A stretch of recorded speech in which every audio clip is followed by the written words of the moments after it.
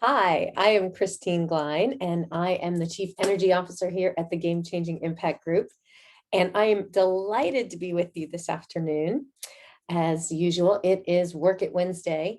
And today I'm going to talk to you about a book I read that I absolutely loved. It's called Average Sucks.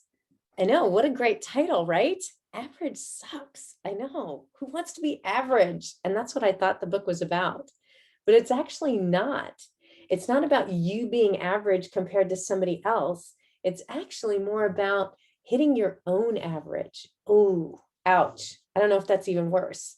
Well, I'm going to jump into giving you a book review on Average Sucks because I loved it. It actually took me just like an afternoon lounging by the pool. I know it sounds terrible, but it was fantastic. It was a great read, and it's by Michael Bernoff, who's an awesome coach as well. But the reason why I wanted to talk to you about Average Sucks is because it really relates to tapping into your own soul intelligence in order to get you there. And you know, that's my thing. As you may have heard, I'm a huge tennis player and fan. And on Sunday, I watched the French Open, the men's singles final between Stefanos Tsitsipas and Novak Djokovic. I'm sure a lot of the tennis fans around here were watching that too. You know, it's kind of interesting to think that Stefanos was the underdog. Can you imagine being the fifth best player in the world and you're still considered the underdog? All right. Here's the situation, in case you're not a tennis fan. He's up 2-0, okay, meaning 0. So he's winning. He's beating the #1 player in the world, 2-0. And he realizes he's ahead and he starts to freak out. Can you imagine? You see him pacing back and forth. I was just like feeling for him. And he's thinking, you can just see it churning in his mind that he only needs one more set in order to win his first career Grand Slam. And you would never know that he had pushed it to the back of his mind about 2 minutes before he walked onto the court that his grandmother had passed. Well, unfortunately, he wasn't able to raise his average on Sunday and break through to his next level. If you watch the match, Novak Djokovic came back and won the next 3 sets, 6-3, 6-2, 6-4. Gosh, I felt for him. I was so excited and thought maybe he would bust through. So what does it mean? Okay, everybody has an average. There's a reason why we all have an average. I'm going to share with you as quickly as I can what the average means and how your current average is actually what's keeping you from getting what you want, and how you can get you what you do want by accepting you have an average and then using it to raise your average. Okay, I talk a lot about your unconscious mind, right? Well, your unconscious brain avoids new things because it doesn't know what to do and it wants to keep you safe. And safety is doing what you know and keeping you in the box. You know, obviously we've all grown. So we have grown out of an old average into a new average. But you have to decide to learn how to get out of that box that you're currently living in and create a new and better average. And you do that by taking action and doing new things and getting good at them. I know it sounds easy, right?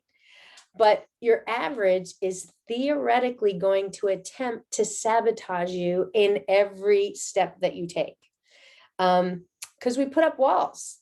And so the key to this book, I think, is knowing about your walls and knowing where they are and what they're about. So behind you is the wall that supports you. It represents what you've surpassed, what you don't want to revisit, you know, all those things in your past that you refuse to accept as your average anymore.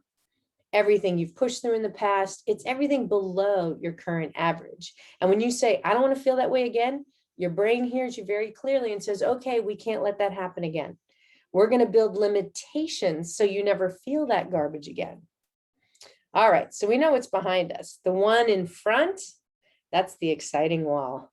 The wall in front of you is the dream wall. That's the one that represents every dream or target or goal that you have. And it was created over time based on experiences that told you what your limits are and helped you set your average.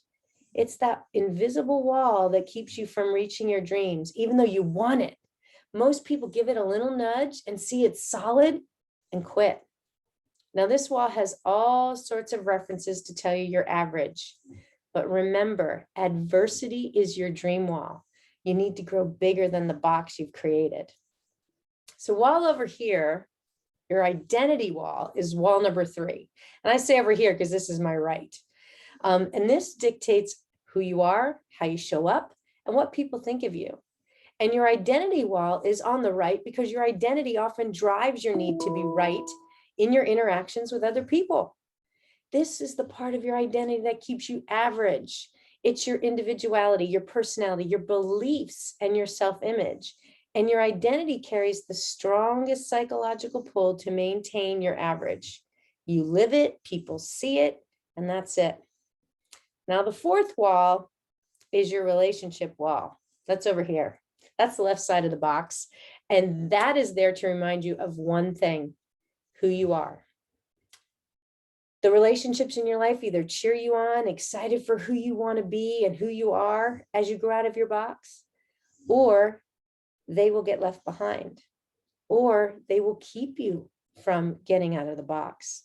So this 4th wall solidifies your box, and it's potentially the hardest wall to tear down, because you know some people are in your corner and some people are there to keep you safe in that box, to make sure you live your life the way it works, the way you designed it. So at the same time that they do that, you have to remember and decide before you attempt to get out of your box to surround yourself with people who want you to get out. You know, surrounding yourself with those good, supportive people. All right, so what do you do if you want to get out of the box?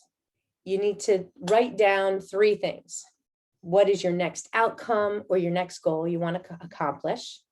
What's the biggest challenge you have to overcome to get out of your box that's keeping you from achieving that outcome? And number 3, what will you do to raise your average so you're able to get out of the box? So there is a cool assessment in this book if you wanted to take the average assessment to kind of set your average and know exactly where you are.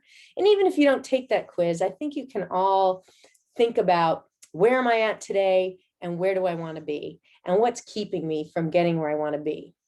Well, that's kind of where coaches like me hang out. We work with people where they are today and help them get to where they want to go. And my method is something using soul intelligence. That's where we actually start tapping into the unconscious mind, and I help you tear down those walls so you can get to your next level.